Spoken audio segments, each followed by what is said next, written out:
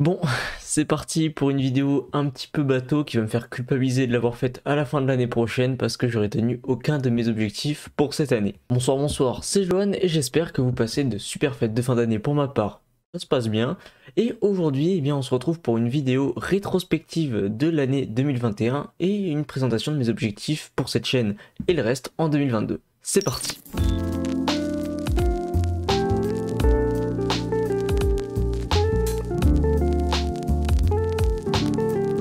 Le 29 janvier 2021, je vais poster la toute première vidéo d'une série de 3 épisodes sur comment bien présenter ses projets sur la plateforme Behance. Ces 3 vidéos marquent le début d'un planning d'une vidéo par semaine qui va durer jusqu'au 25 juin 2021. Exactement 147 jours. C'est peu, beaucoup trop peu en tout cas pour moi. Qui plus est, malgré quelques concepts sympathiques, je trouve ces vidéos plutôt mauvaises, que ce soit dans le fond ou même dans la forme. Cependant, cette année 2021 est loin d'être à jeter. Par exemple, si l'on compare ma première vidéo de 2021 avec celle que j'ai postée en août, j'exclus ici les 2 dernières vidéos sorties en décembre car je considère qu'elles font partie de mon objectif 2022, il y a quand même une évolution et une amélioration drastique du contenu. Une petite comparaison s'impose.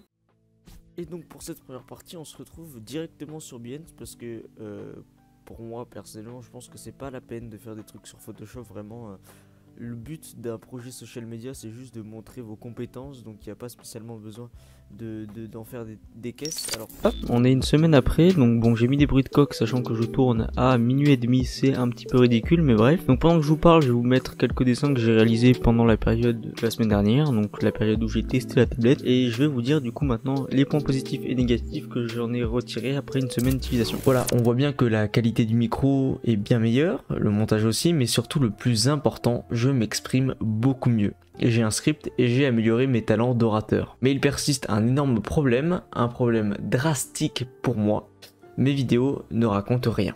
Comme je l'ai dit dans ma vidéo, mes vidéos sont mauvaises, qui portent bien son nom d'ailleurs, mes vidéos manquent de fond. La forme est plutôt orientée divertissement, mais au final je ne fais que répéter en boucle les mêmes choses en changeant de dessin à chaque vidéo. On peut voir que je commence à en avoir marre. Dans les vidéos, je crée un personnage dans l'univers 2, où j'essaye de créer du lore autour de chaque personnage que je crée. Et si à l'avenir je continue cette série, je pense que la vidéo sera plus axée sur cet élément plutôt que sur la réalisation du dessin en lui-même. Si je devais résumer cette année 2021, je dirais que c'est le début, le commencement, mai 2022, c'est là que les choses sérieuses commencent.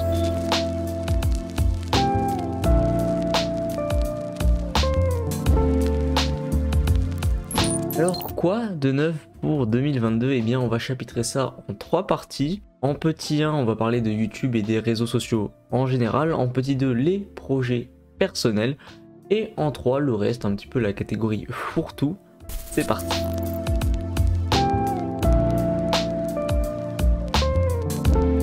Ce qui est YouTube en 2022, dans l'idéal, on va continuer un planning d'une vidéo par semaine avec un objectif d'une grosse vidéo par mois. Par grosse vidéo, j'entends une vidéo sur un thème précis, des recherches importantes et une durée avoisinant les 15 à 20 minutes. Une sorte de version longue de la vidéo de la semaine dernière par exemple. Le restant du mois, le format des vidéos sera donc plus court et sur des thèmes plus classiques et faciles à traiter, ou sur des vidéos plus dans le style de celles que j'ai pu faire dans le passé en améliorant le contenu pour rendre une vidéo plus digeste et intéressante. Bon, normalement je devrais pouvoir tenir le coup, mais avec les cours, la vie perso, etc., il se pourrait que certaines semaines, il n'y ait pas de vidéo.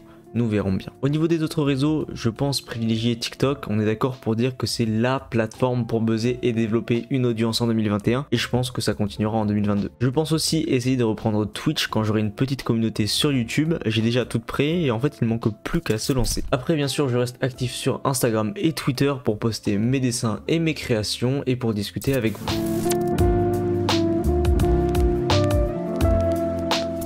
Donc d'un point de vue personnel, j'ai pas mal de gros projets qui feront sûrement l'objectif de grosses vidéos entre guillemets sur la chaîne. Après je vais pas trop vous spoiler étant donné que ça serait dommage de gâcher la surprise. Bien sûr ce sera des gros projets à mon échelle, on est sur une chaîne de moins de 1000 abonnés, moins même de 500 abonnés.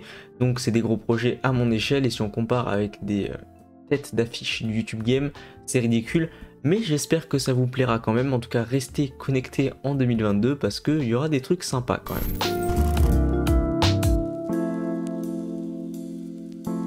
Et du coup dans cette catégorie un petit peu floue et fourre-tout, je vais mettre tout le reste de mes projets entre guillemets pour 2022. Alors dans un premier temps, j'aimerais avoir le bac, hein, ça serait pas mal pour le reste de mes études. Après, j'aimerais bien sûr améliorer mes statistiques générales. Je l'ai pas mis dans la catégorie YouTube parce que dans la catégorie YouTube, je parlais plus des vidéos plutôt que le reste. Donc pour la suite, en termes de statistiques, j'aimerais déjà atteindre les 1000 abonnés, ça serait pas mal, et peut-être réussir à faire un peu d'argent avec YouTube pour pouvoir par exemple payer un monteur ou même pouvoir améliorer mon setup avec les revenus YouTube et pas avec mon argent venu d'autres sources de revenus. Et bien pour finir, j'aimerais aussi investir dans une vraie caméra parce que là, comme vous l'avez remarqué, je filme à la webcam et c'est pas foufou. Acheter un nouveau micro parce que vous l'avez sûrement pas remarqué, mais le son est dégueulasse. Là, j'ai 40 000 layers d'effets pour le rendre potable, mais je sais pas si c'est le câble ou le micro qui est cassé, mais il y a une espèce de larcène en fond que je dois atténuer avec des réductions de bruit et c'est vraiment infâme. On l'entend un petit peu sur la vidéo, mais avec la musique de fond, c'est quasiment imperceptible, donc n'essayez pas de l'entendre. Si vous l'entendez une fois, vous l'entendrez sur toutes les vidéos et ça va vous pourrir l'expérience. Donc faites comme si de rien n'était, s'il vous plaît. Donc oui, aussi, j'avais oublié, j'aimerais améliorer le décor parce que là, pour le moment, c'est mon lit, une lampe et du bordel. Donc à l'avenir, il y aura sûrement plus d'éclairage un peu plus sympa et surtout bien des éléments de décoration comme de la végétation ou je ne sais pas quoi. On verra bien dans le futur.